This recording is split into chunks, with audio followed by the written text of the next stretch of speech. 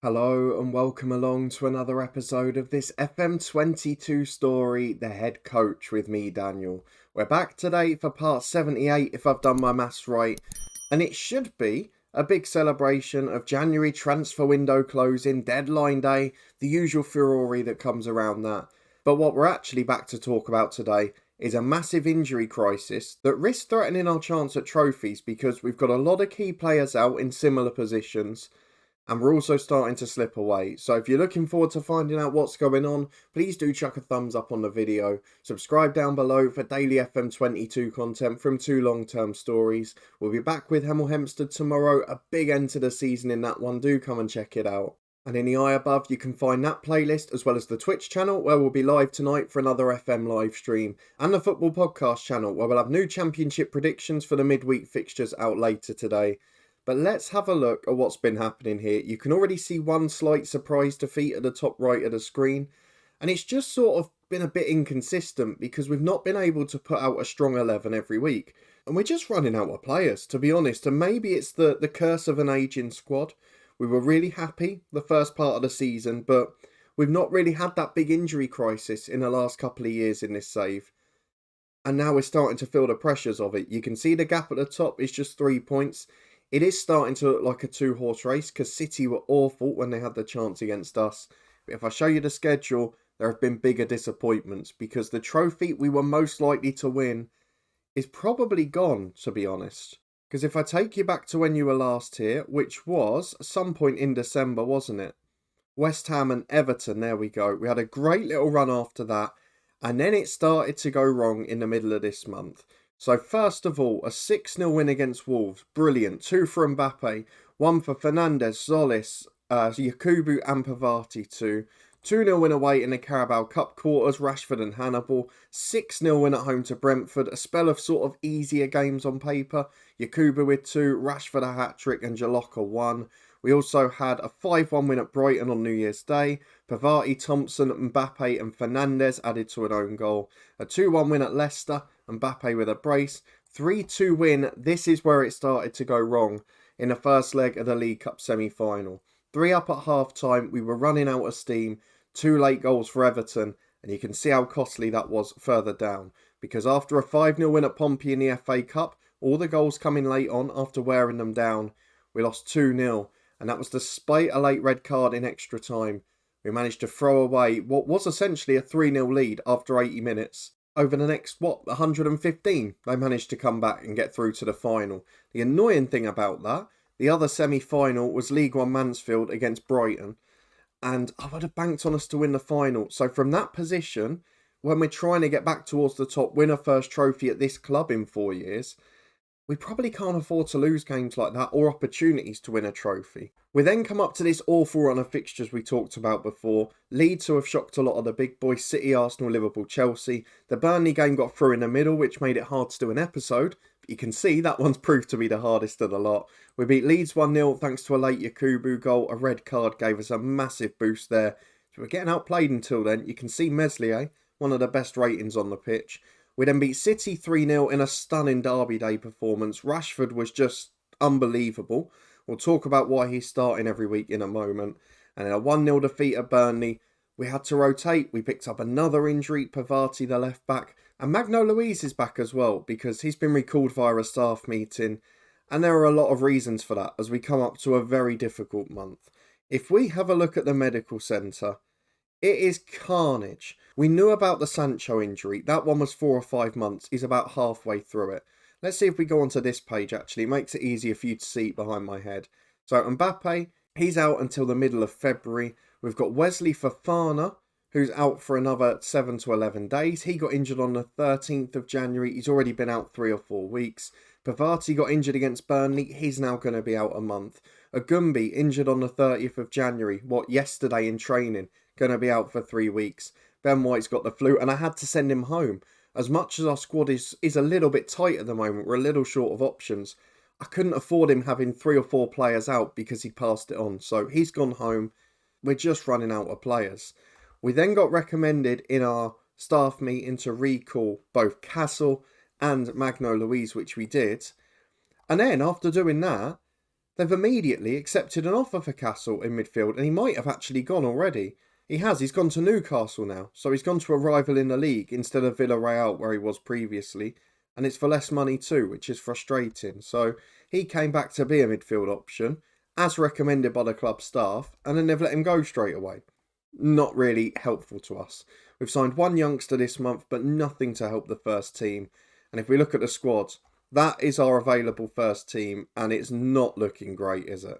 There's 19 players there, but we're talking about a goalkeeper who's already agreed to go at the end of the season. There's offers keep coming in for Bruno Fernandes, for a few of the other backup players. Frimpong wants to go, Zolis wants to go, Shirky requested the loan list, Bordanelli's thrown his toys out the pram. There is a lot that could go very wrong here. We've also got players on international duty for various tournaments at the moment. So we've got Hannibal, who's away at the moment at AFCON. We did have Amponza away as well. He's just come back, but is nowhere near fit. So he's not looking good, in very simple terms. What I'm hoping for is maybe a player to come in on deadline day and help us. It says we're considering a move for Makoko, but I would imagine someone would have to leave for that because we aren't getting him for 25 million. We've also been linked with Selly and Boyer, which would obviously be a lovely reunion, but I don't think it's going to happen. Certainly not with a loan to buy, which they're talking about for these. I think the only option is if Zolis goes and then somebody else perhaps comes in. We'll wait and see if that happens or not. We're going to take part in deadline day, going to get through all of the other stuff off camera, and we'll be back in a moment when there's transfer news. Well, a few offers coming in at the moment. There's a lot of talk about Diallo, one of the youngsters who's made a couple of Europa Conference appearances. I'm not sure. One of them's been accepted, Union Berlin, as has Las Palmas. The rest have been rejected. He wasn't going to feature much anyway, so he's off. But there's two first team offers as well. Juventus for Zolis. Rejected, 66 million. I probably would have taken that, to be honest, at 29 years of age. What about Leipzig for Thompson? 44 million plus a sell-on, rejected. Maybe they know that we can't afford to lose players and they can't find better replacements. But otherwise, I can't see why some of these aren't being negotiated. First player of the day to leave is Gafaru Diallo from the under-23s. He's gone on loan to Union Berlin. I'm sure he'll get football there. There's now a loan offer for Hopkins, which has been rejected. He's actually been in a couple of squads on the bench when he's been available because it's obviously a pretty good player by this level standard. Can do a job in the Premier League and Cups. Leipzig have made another offer for Thompson, 59 million plus a sell-on. Surely it's got to get accepted soon. He's a pretty average player with a bit of pace. Samuel Elston has agreed to go to Mainz at the end of his contract this season. It's a striker who can't finish. He's an okay player. He's on loan at Luzern, but was never going to make it here. Still 11 hours left, but no sign of anyone coming in. Just trimming the youth team, if anything. 5 hours to go. It's been a pretty quiet day so far, but another loan offer for a young striker, the second one available in the squad at the minute, and another big offer for Zolis. If it's more than 66 million, how does it get rejected? Let's see. We have got loan offers for Hopkins. One of them accepted, Las Palmas. It's over 100 grand a month, but is that worth it considering he's in the squad at the minute? An 18-year-old, he'll get great experience, but it doesn't help us achieve this season. And in Juve, in for Zolis, I can't see how this gets rejected. It has been rejected. It's £80 million. £80 million rejected. For a 29-year-old winger who, when everyone's fit, is a backup. He could sell him, get me 2 replacement players in, and we could be flying. So I'm a little bit surprised. But this is life when you're managing in a Director of Football Challenge. It's why we all love the head coach. Because crazy things happen. Things that don't make sense. Let's skip ahead. 5 hours to go. And with that offer getting rejected, I think that basically confirms that no one's coming in today. Well, 4 hours to go. Jeremy Frimpong has been offered a loan deal by Juve. They've turned their attentions there. That's a rubbish one though, so I can see why that's rejected. And Las Palmas have now confirmed the signing of Leon Hopkins. He played for us against Legia Warsaw in November. That was his debut, but he might have been featuring a few more times off the bench. So that option's gone as well. We're very short of attacking talent for the next couple of months. There's 4 hours for that to change, but the budget's not great. The wage budget is, but there's been no sign of anything getting done. So very hard to get excited. We could have a very difficult February on our hands. Well, 1 hour to go, nothing senior team-wise, just one under-18 that's joined the club, Stephen Redmond, who, to be fair to him, he's come from Sunderland on a free, he'd been at Cork before, he's only 1 star ability, but at 17 he's got 3.5 star potential, which is Premier League level. He's got some very decent attributes at this age, and I feel he could potentially be a star, so we'll keep an eye on him in the future. I'd expect to be here for the long haul, but if we fall away now, what's to say we keep our job? 1 hour to go, nothing getting done in. We've just got to hope there's no more late offers, because remember, the deadline abroad is midnight. They've got 2 hours to get theirs done. I wouldn't bank against one more big offer, but let's hope not. And there we go. No senior incoming transfers. Casal, we were told to recall by our staff. They've sent him out again. Diallo and Hopkins featured off the bench this season. They've both been loaned out. And we've got an injury crisis. We're slipping away, we're dropping points, we've gone out of the cup, and the title race, if we lose our games this month, might well be out of our hands. Thankfully, in February, it's 1 game a week. That's the only positive we can draw on at the moment, so we're not got to worry about the lack of fitness, the midweek games, as we had with Burnley, as we had with Everton. But it's certainly not plain sailing at the moment. We've got the 3rd highest wage bill. We're actually doing a good job to be ahead of Chelsea and City. But that's not going to be any comfort if we throw this away. The transfer window roundup, let's have a look at the difference between us and them. So Liverpool have bought the most players in, Chelsea have spent the most money, and we've done nothing. That's when you've got to be concerned. I dread to think if we're here for 2 or 3 years what happens, because so many of those attacking players are over 30. Look at Bruno, look at Rashford, even Meslier, who we signed in the summer. Frimpong's there as well. They've got 18 months left on their deal. Dahlberg's going at the end of this year. There's a couple of others the year after. This squad could get very weak very quick. And when you look at all the players who are out as well, Ben White's been given a 1-year extension, but is he going to cut the mustard at Premier League level again? Mbappe's out in 18 months. I've got a feeling that this transition period is going to be very difficult. What we've got to do is take advantage this year. We failed in the Carabao Cup, which would have given us some leeway. So now things like the Europa Conference back in March, the FA Cup, where we've drawn Championship Villa, are almost must-win situations. We've got to get a trophy this year, and we've got to stay in that title race to have met our objective. Let's give ahead to Arsenal tomorrow, the start of a horror run of fixtures. This month, February, we face Arsenal, Liverpool and Chelsea in the league, 2 of them away from home, and then a banana skin in the FA Cup against Villa, before 3 games a week returns in March. Fitness test time. Zolis has got 75 minutes in him apparently, and it's crucial for us just to have attacking players back. We're playing Arsenal, but Chelsea, big defeat for them at home to Sheffield United. Every time we look at threat, somebody else bottles it.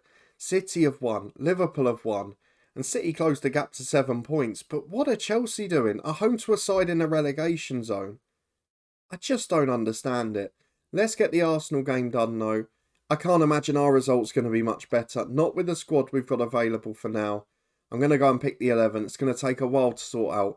We'll be back in a minute to run through the chosen team. So just to emphasise the problem here, in terms of our fit senior players, we've got our starting 11 there. We've also got 2 fullbacks, 4 attacking midfielders and a keeper on the bench. No centre midfielders, no centre forwards, and look at some of the match loads up there. We're just flogging players in their mid-30s and hoping they'll survive it. We've got nobody fit in the 23s, but it doesn't matter. Fraser McIntyre will be on the bench. We've seen him in the Europa Conference. There's nobody in the 18s, so Amponza's going to have to be sub-9, and he's not ready for it. We've got a week before the Villa game. I'll try and avoid using them, but we're so limited on options. This is the team we've gone for today. Meslier is between the sticks. It's half of our first choice back 4. Gaia's at right back, but Bordenelli on the left. Basonate joins Inacio in the middle due to another Fofana injury. Johnny and Jaloka play centre midfield, literally the only 2 available. Yakubu, Fernandez and Zolis back in on the left wing, with Marcus Rashford, the only striker up front. Hopefully he can produce what he did against City. He was brilliant in that big game, and then against Burnley he was non-existent. Probably the life of a player in their 30s. Let's go and get into the match though. Arsenal not had the best season, but still got a quality side. Hopefully, we can dent their confidence today. It's 4 changes from the Burnley match for us, 3 of them enforced due to injuries. Arsenal, still a lot of that core from the initial team. Tierney back in today, Tomiyasu the other fullback, Ramsdale in goal. They've still got Saka, but they've also got other Premier League stars. Luis Diaz, Richarlison, Ødegaard still in there as well, sorry. But then at centre-half, you've got Todibo, someone we've managed in the head coach before, Milinkovic-Savic skipper. And on the bench, still the likes of Merid Demiral, Joe Bursic, and then a lot of quality youngsters. This is one hell of a difficult task. We're going to ask the lads to show what they're capable of, though. We've just got to try and stay top of the league while all these injuries are out. If we're top come the start of March and the players start coming back, I'll start to believe we can win it. Let's see if we can do just that, though. We're going to have to avoid defeat over here. And we're going straight from the kickoff, which, as you know, is never a good sign. It is our ball, though, so hopefully we can get it forward as Bruno Fernandes, back to Bassone, into Inacio. Time and space to come forward to Jaloka. Has adapted well to the midfield role, one of the few shining lights in recent weeks. As Bordenelli goes back again, it's a good spell of possession. I wouldn't mind an early goal. Bruno releases Zolis back into the side. And it's the first man back from injury who delivers the goods. What a first 30 seconds that is. And it could be so big, although we're going straight from the kickoff again. And now we're delighted that John Murtaugh didn't accept the 80 million to sell him to Juve, because what an impact he's had there as Luis Diaz gives it away to Gaia. Arsenal have not come out the traps yet as Yakubu through to Zolis again. He couldn't, could he? No, that is one of the worst attempts at a dinked lobbed finish I think I've ever seen. A Saka on the right. What a start to the game. Just like the League Cup tie we played, it was like this on camera, wasn't it? As Arsenal have a throw on the left, just passing the 5-minute mark, it's madness. Tierney plays a 1-2 with Diaz, gets it back into the box. It's a great block. I think it was Bassone and Gaia converging. One of them got the crucial touch. So it's an out-swinging corner for Ødegaard. To the back post, big header. What a save the first time. Meslier with an unbelievable stop from Todibo, I think. And then unfortunately, Aronson volleys the rebound in. It's 1-1. And that good start didn't last long, did it? And we're straight back again. 10 minutes on the clock. Aronson to Richarlison. And now they've got their confidence up. Look at them go. We're all over the place in terms of shape. Tomiyasu in. Diaz at the back post. Meslier's lost. Gaia didn't jump. And just like that, we're behind. Not quite sure what to say, but this is going to be a long old month. As it's a corner kick to Arsenal again. 12 minutes gone, and they look like they're overpowering us now. Yes, we had that great start from the kickoff, but what's happened since? Ødegaard to Milinkovic-Savic. Back to Kieran Tierney. Don't really need a thriller here. We just need to go and get the job done. And it doesn't look like it's going to happen as Ramsdale over the top beats everyone bar Bassone. Johnny away to Yakubu and Fernandes. Gotta feel for him, he's 36 now, and he's playing every single 3 days. So we've got no one else as Johnny gives it away. Right in the middle of the pitch, someone who'd be nowhere near the squad normally. Jaloka follows Ødegaard all the way, then brings him down in the box. The commentary says it looks harsh, but there is no way this will get overturned. It's going to be a penalty to Arsenal, and Ilyan Meslier needs to do the job. What a pathetic effort this is, honestly. Who steps up? Milinkovic-Savic. Come on, Ilyan. Hits the post. Can the rebound get cleared? Jaloka played back to the keeper. It's madness. And Gaia's passed it straight back to Tierney. We cannot string 2-yard passes together. And we're 20 gone. We're all over the place. As it's a free kick on the right for Arsenal. We've had a quiet 20 minutes at last, and we head away the big ball into the box. Milinkovic-Savic on the left. Third goal before half-time. Probably be the killing blow here, I would have thought. As Rashford comes away down the left. Takes on his man. Forced backwards in the end. 5-yard pass goes astray. How many times? Seriously, 5-yard passing, it looks a disjointed team. It looks a team where 5 or 6 of the starting attacking players aren't in. We're missing 2 of the back 4. We're missing the crucial centre midfielder. We're missing a left winger, we're missing a striker. And if Bukayo Saka's beaten 6-foot strikers in the air, or 6-foot defenders, sorry, then we have got no hope. 3-1 Arsenal, it's dominance. I don't know what to do this month. I think we might end up falling away quite badly here, as Tierney's got a throw again. It could be 4 before the break. Tierney with a chance to cross, plays a 1-2. They keep it on the edge of the box, go backwards. They're comfortable, we can't even press them. The lads are out on their feet already. Look at Fernandes, Yakubu, Gaia. They're all shattered.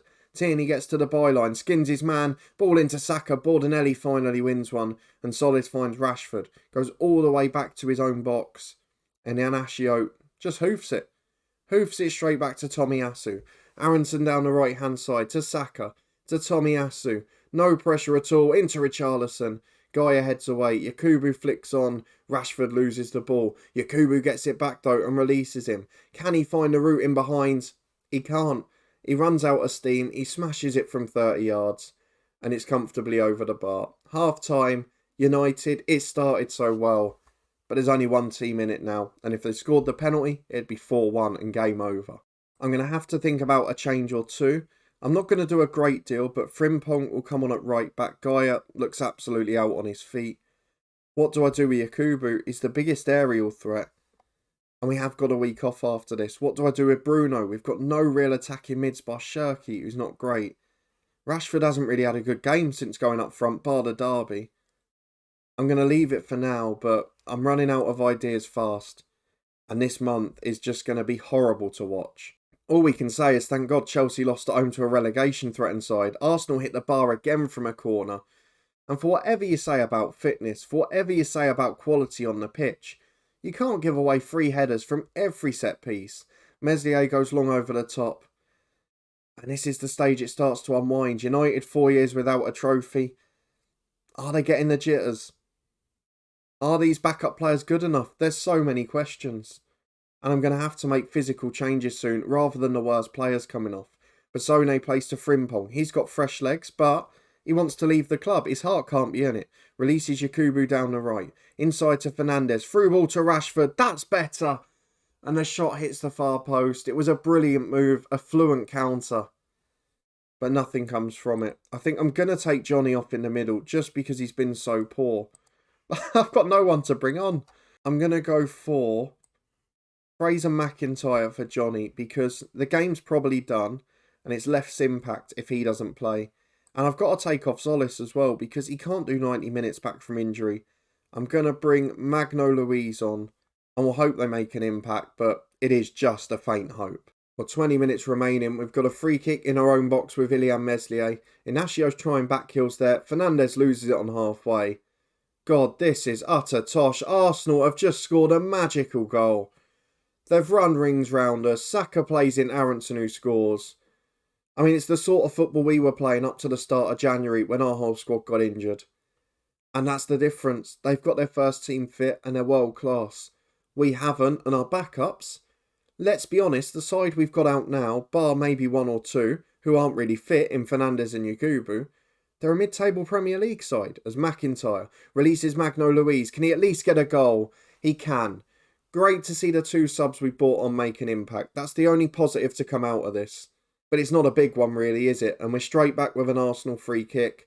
And this could start to get ugly. Luis Diaz, 30 yards out. Great save, Meslier. Back to Sacerez. He finds Alperin at the edge of the box. Into Saka. Back again.